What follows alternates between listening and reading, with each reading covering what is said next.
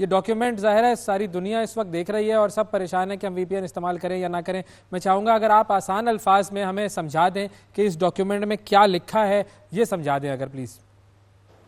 بنیادی طور پہ اس کا ایک پورا پس منظر ہے, میں پہلے چاہوں گا میں اس پس منظر کو بیان کروں. جی جی ضرور.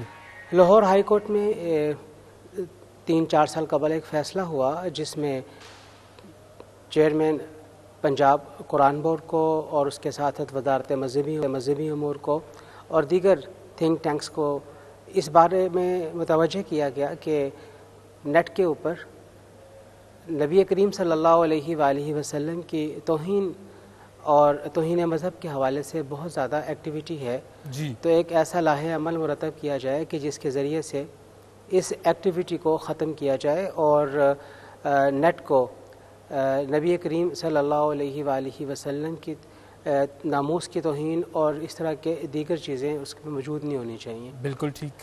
اس کے حوالے سے قرآن بورڈ پنجاب نے کام کیا اور اس کے ساتھ ساتھ پھر ہم دیکھتے ہیں کہ وزارت مذہبی امور نے اسلامی ذاتی کونسل اور پی ٹی اے کے تعاون و مشاورت کے ساتھ اسلامی ذاتی کونسل میں ایک مشاورتی اجلاس 23 مئی کم و بیش 2023 یا مئی 2023 کے اندر انعقاد ہوا, جس میں اس مشاورتی اجلاس کے نتیجے میں چند سفارشات مرتب کی گئیں. اچھا.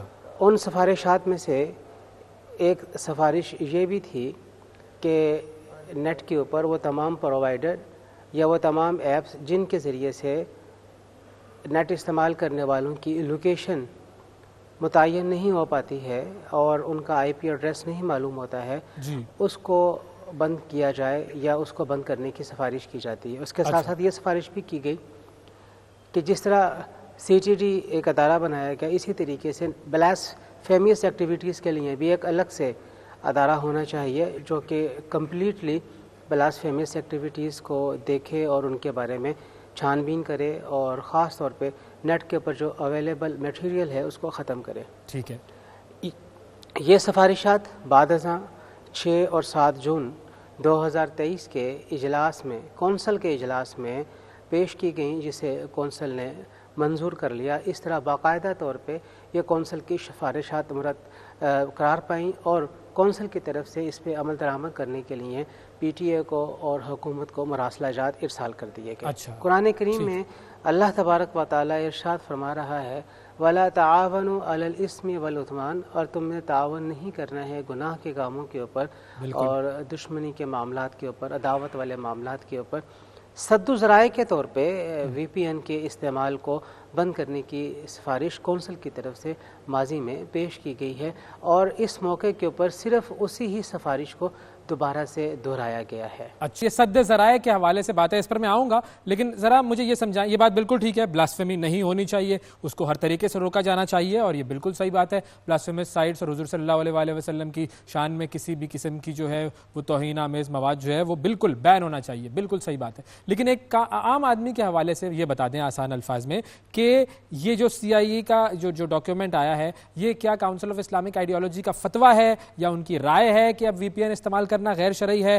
اس کو ماننا کتنا ضروری ہے اور مطلب ایک عام آدمی وی پی این یوز کرے یا نہ کرے؟ وی پی این اب دو طرح کا ہمارے ملک کے اندر ہو جائے گا. ایک وہ جو کہ پی ٹی اے میں رجسٹرڈ ہوگا اور دوسرے وہ وی پی این اندر جو رجسٹرڈ نہیں ہے. قرآن کریم میں اللہ تبارک و تعالی ارشاد فرماتا ہے اطیعوا اللہ و اطیعوا الرسول و اولی الامر منکم, اللہ کی اطاعت کرو, اللہ کے رسول کی اطاعت کرو اور اولو الامر کی اطاعت کرو.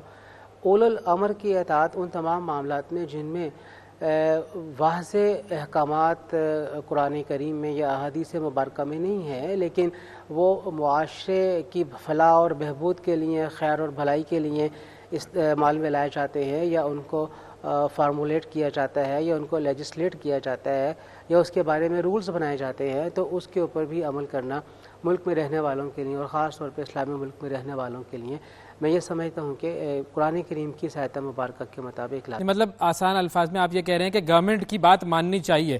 مجھے آسان الفاظ میں یہ بتا دیں کہ ایک عام آدمی وی پی این استعمال کرے یا نہ کرے؟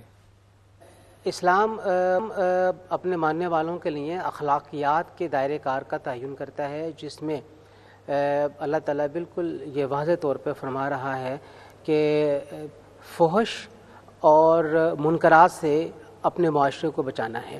جی وی پی این کا ایسا استعمال جو کہ فحش معاملات کی طرف لے کے جاتا ہے، غیر مہذب غیر اخلاقی معاملات کی طرف لے کے جاتا ہے، معاشرے میں انتشار پھیلاتا ہے، ملک کی سالمیت کے خلاف جس کے اندر بات کی جاتی ہے اور لوگوں کو ابھارا جاتا ہے، اور اس کے ساتھ ساتھ جس میں توہین مذاہب کے ایلیمنٹ پائے جاتے ہیں، تو وی پی این کا جو ایسا استعمال ہوگا وہ قطعی طور پہ ہم اسے غیر شرعی قرار دیں گے، اور ساتھ ساتھ وہ غیر قانونی بھی ہے۔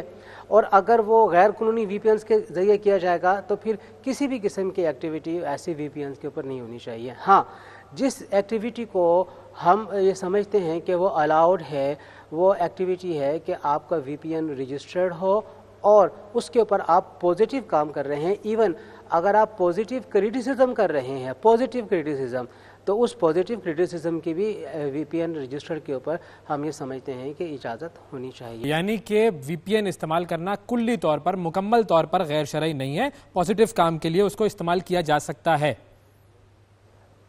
بالکل بالکل بالکل بالکل ایسے ہی ہے، لیکن ہم یہ دیکھتے ہیں کہ ہم اپنے معاشرے میں ٹھیک کام وی پی این کے ذریعے کتنا کر رہے ہیں۔